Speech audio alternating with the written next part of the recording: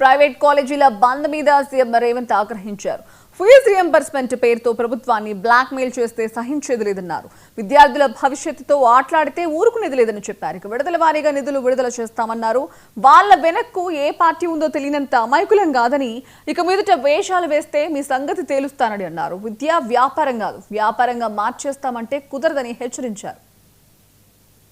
మీ వాళ్ళు మాకు సార్ మీరు విద్యనే అందించం బంద్ పెడతామని అంటే ఇంకా మీతో చర్చించడానికి ఏముంది? విడతల వారిగా నిధులు విడుదల చేస్తాం. నిధులకి ఇబ్బంది లేదు. ఉన్న పరిస్థితుల్లో అన్నిటినీ సమన్వయం చేసుకుంటాం. వెల్ఫేర్ హాస్టల్స్ ఉన్నాయి, ఎడ్యుకేషన్ ఇన్స్టిట్యూట్స్ ఉన్నాయి.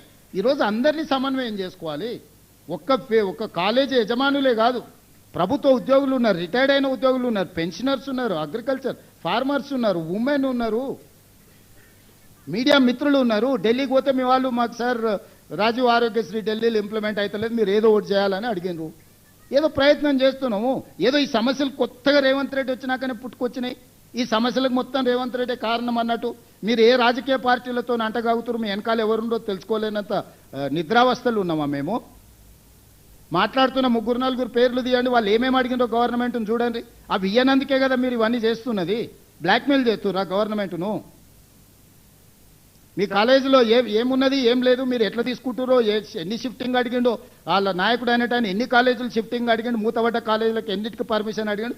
ఇవ్వకపోతే ఈరోజు దాన్ని అడ్డం పెట్టుకొని ఎవరెవరు ఆఫ్ క్యాంపస్లో అడిగినారు, ఎవరెవరు కొత్త కాలేజీలు అడిగారు, ఎవరెవరు ఏం అడిగినారో నా దగ్గర లిస్ట్ ఉంది. ఈ తమాషాలన్నీ పనికిరావు. వాళ్ళు ఏదో అనుకుంటారు పిల్లల్ని రెచ్చగొడతామని. నేను సంఘాలకు కూడా విజ్ఞప్తి చేస్తున్నా, దయచేసి మన పిల్లలే వాళ్ళు స్కూళ్ళు కాలేజీలు బంద్ పెట్టి ఏదో చేస్తాం అనుకుంటే మాత్రం అది పిల్లలకు అన్యాయం జరుగుద్ది. ప్రభుత్వం దగ్గర నిధులు ముందల పెడతాం. ప్రతి నెల నాకు 18,500 కోట్ల రూపాయల ఆదాయం ఉంది.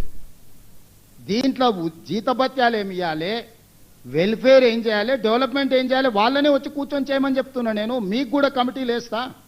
మీరు విద్యనే అందించం బంద్ పెడతామని అంటే ఇంకా మీతో చర్చించడానికి ఏముంది? విడతల వారి